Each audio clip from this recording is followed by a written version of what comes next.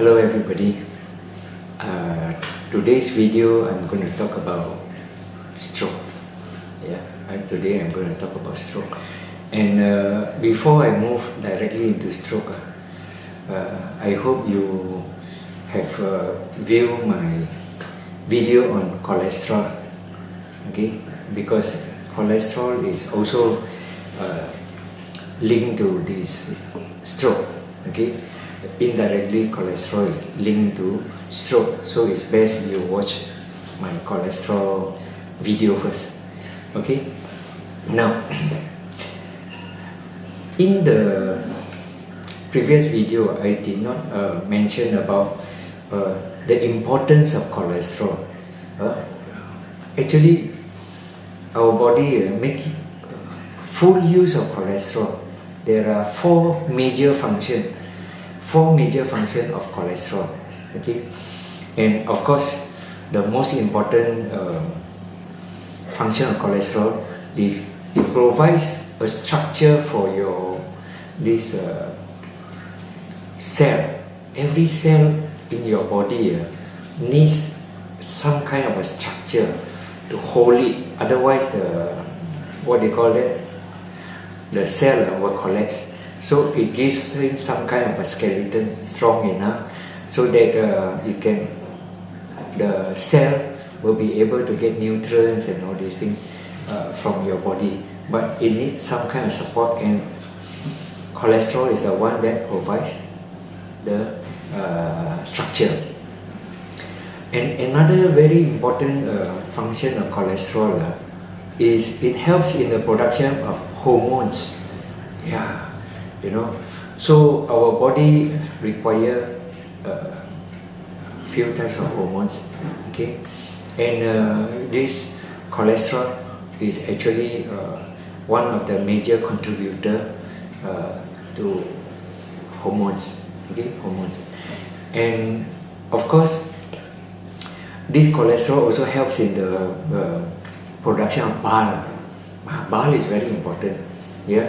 So you need cholesterol to create bile, and the function of bile is to break down food.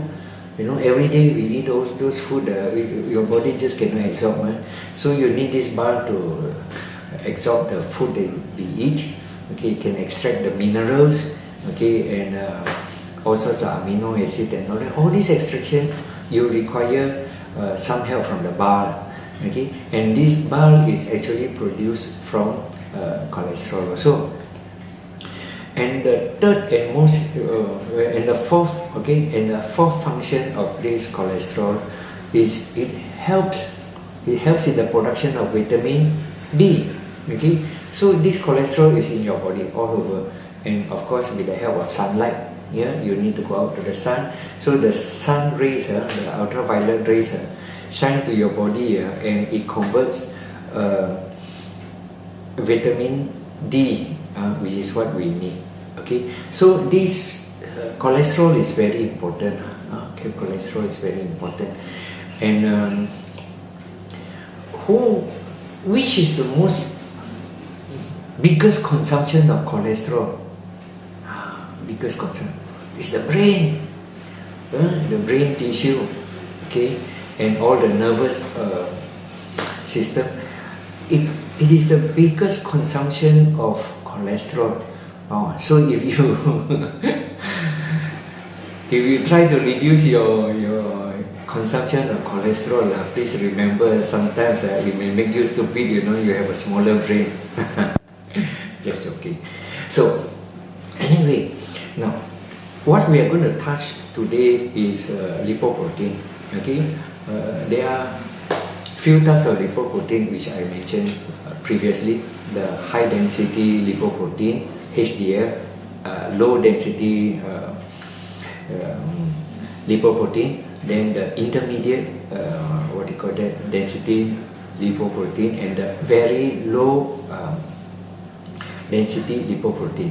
Okay, and in the previous section I talked about LDL, which is bad cholesterol. Okay, bad cholesterol, and I explain why it's not bad. So anyway, this LDL is actually required by the body. Okay, it is actually required, and therefore you need a lot of this LDL. So can you imagine 20 years ago, if you take some herbs that helps to boost up your liver function, boost up your liver function, and then your liver creates a lot of LDL. Let's say this happens 20 years ago. So when you go to see the doctor take your blood and then start to check. Oh, you have excessive LDL. Your low density lipoprotein is too much.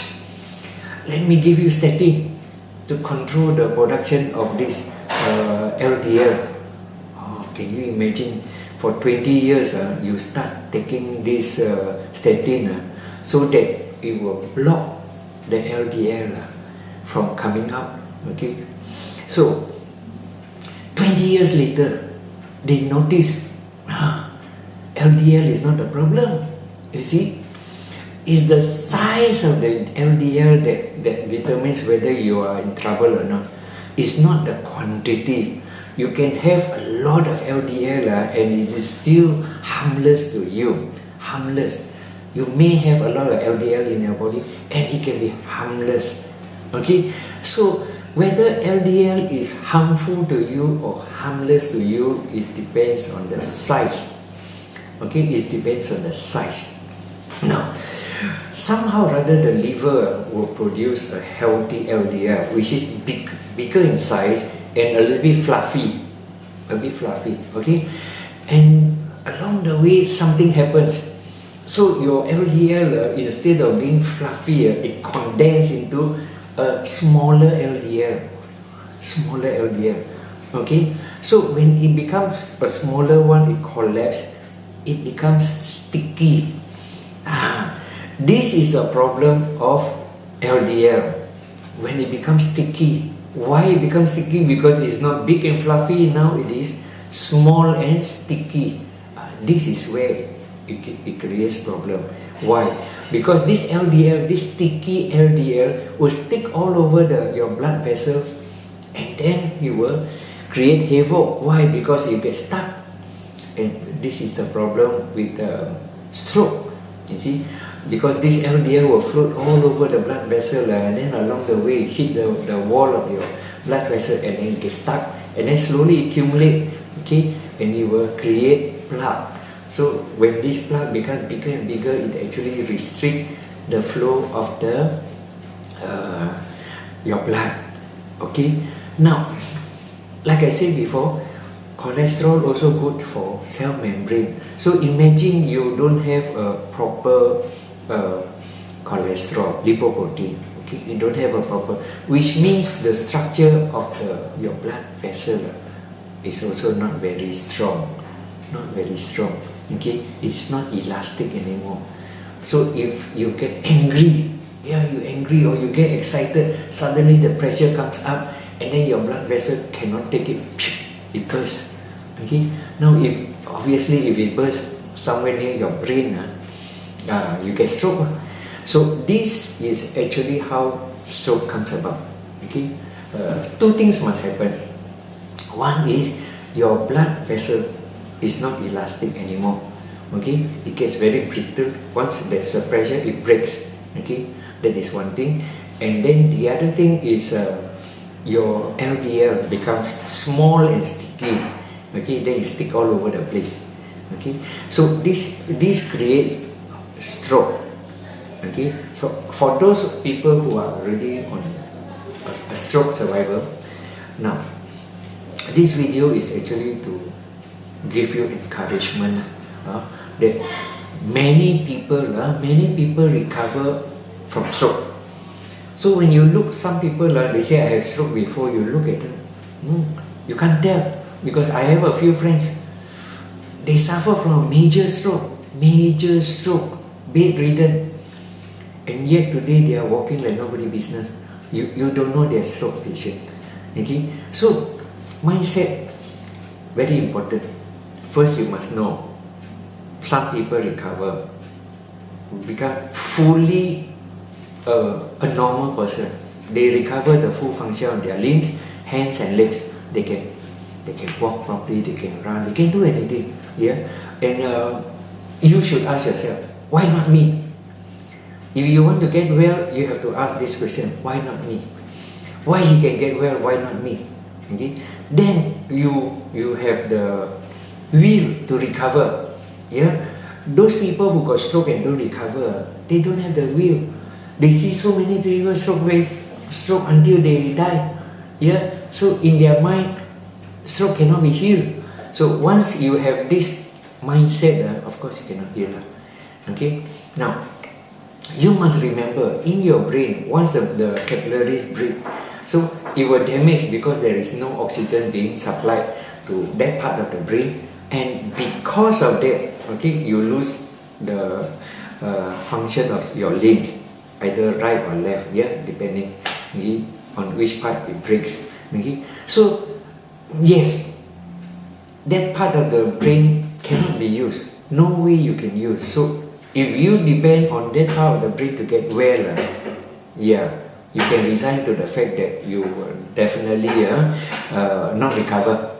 Okay, you will definitely not recover. But put it the other way around. If you have the proper food, okay, and new nerve cell grow. Okay, nerve cell can be anywhere, and it also can be part of the brain. So when the new nerve cell starts to grow, then you can get well. Okay, you can get well. Okay, but you must know the brain don't know that there are new nerve cell growing. They don't know. Okay, so you have to train like a baby. Okay, so the first thing you should do is you take the nutrients that help the nerve cell to grow. That's number one. Then having done that, you need to train your brain to say that, look, there's a different channel you can use to move this hand, there's a different channel you can use to move this leg, or for your speech and things like that. You have to learn like a baby. Okay, you look at the baby when he's first born, he can't even see. Yeah, then slowly he learn how to see, then he learn how to grab things, then he learn how to move the limbs. Then after that, they learn how to put the finger in the mouth. You see, all these are learning, and it doesn't happen in 1 week, 2 weeks. You know, you don't see a human baby walk the moment they are born. No, they take some time to learn. So you have to learn like that. Okay, so you have to learn. So today I'm going to recommend you Vivix. Okay, Vivix is a fantastic food for growing nerve cell. Other than growing white blood cell, okay, help to grow white blood cell. It also help in the reproduction of nerve cell. This you need to take. Okay, you need to take. Then, of course, you also need to add this CoQ-Tron, which is a new product that we have. Okay, this is actually to charge. Okay, it's like a spark plug for cell. Okay, cell. So any part of the body is also cell, but nerve cell also is a cell. So you need to charge up and make it very active so that your learning becomes faster. Okay, you can take Vivix and CoQ-Tron. Okay, these are the two items that you need to take to create a new set of neurons.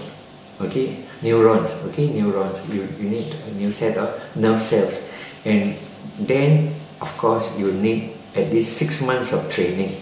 Okay, train how to use your hand. Train.